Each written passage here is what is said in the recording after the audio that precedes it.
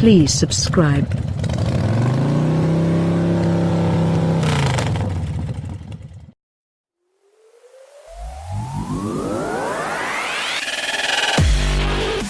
By the time Ford launched its first compact SUV, the Kuga, many rivals were on their second or even third generation models. The Toyota RAV4 that invented this market had arrived 12 years earlier. When it hit dealers in 2008, the Kuga was one of the best driving models in its class, typically for Ford, with good build quality and reliability, plus strong value for money.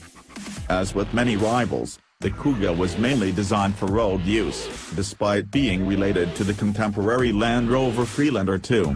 You can now buy a Kuga MK1 from just £5,000, but should you take the plunge?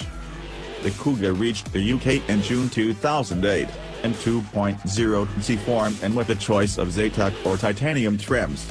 The first cars had intelligent all-wheel drive, but from December 2008 there was a 134 bhp front-wheel drive 2.0 with lower CO2 emissions. At the same time, a 197 bhp 2.5-liter turbocharged petrol model was introduced, with 4WD and 6-speed manual or 5-speed automatic transmissions. For June 2010 there was a new high-spec trim level called Individual, with 19-inch alloys, roof rails, privacy glass and extra bodywork detailing. A new 160 bhp 2.0-liter diesel engine also arrived, with the 134 bhp unit boosted to 138 bhp. Ford's PowerShift 6-speed dual-clutch transmission became an option with the 2.0 engine. While the front-wheel drive models don't tend to be cheaper to run than the four-wheel drive editions, they're generally more reliable, but they're not as good for towing or dealing with slippery roads. Zetec trim features alloy wheels, air conditioning, MP3 connectivity and keyless go, while titanium adds automatic lights and wipers, cruise and climate control plus part leather trim. The Titanium X brings a glass roof and heated front seats, along with electric adjustment of the driver's seat. Alternatives to the Ford Kuga MK1. If you're buying an older small SUV, we'd recommend shortlisting a few Japanese models for their reliability.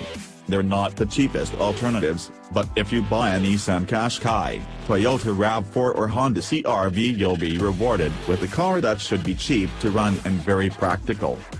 Also more costly is the BMW X3 MK2, which impresses for its build quality and driving experience, traits that are shared with the Mazda CX-5.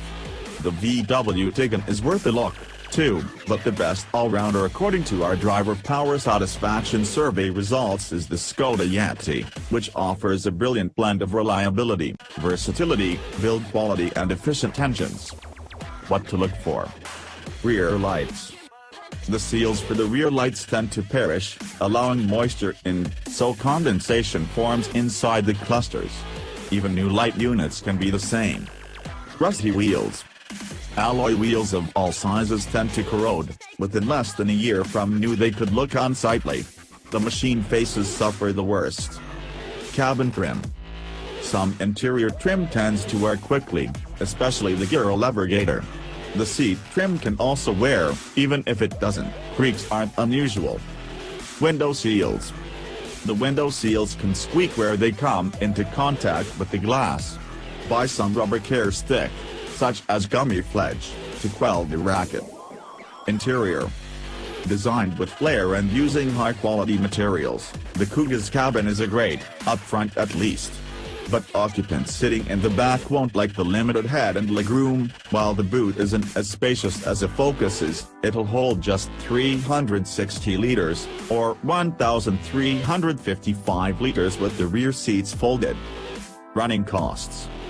Kugas need to be serviced every 12 months or 12,500 miles, with the schedule running minor, at £189, intermediate, £209, then major, £259. Dealers offer a Motorcraft oil and filter service with inspection, £149.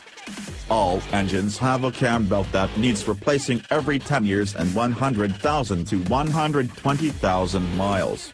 Expect to pay £349 for this, but we recommend more frequent changes for peace of mind.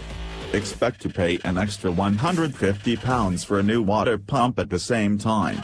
Fresh brake fluid costs £39 every 2 years, and it's another £39 if the long-life coolant needs to be replaced. The air can generally needs to be recharged every 3 years, £50. Recalls. 2 recalls isn't a bad record for a car that came out nearly a decade ago. The first was in May 2009 because some 2.0Z Kugas built between November 2008 and March 2009 could suffer from problems with the brake servo, although there was no risk of brake failure. The last was in November 2016 and affected some cars built up to May 2010. Those had heated washer jets which could corrode and short-circuit, leading to heat buildup or fire damage. New washer jets were fitted. Driver power owner satisfaction. The last time the Kuga MK1 appeared in a driver power survey was in 2015, when it came 135th. In-car tech was the highlight for owners, 74th, followed by ride, 77th, and handling, 82nd. But the Ford was awarded poor scores for reliability, 164th, and running costs, 165th. We'd have expected better.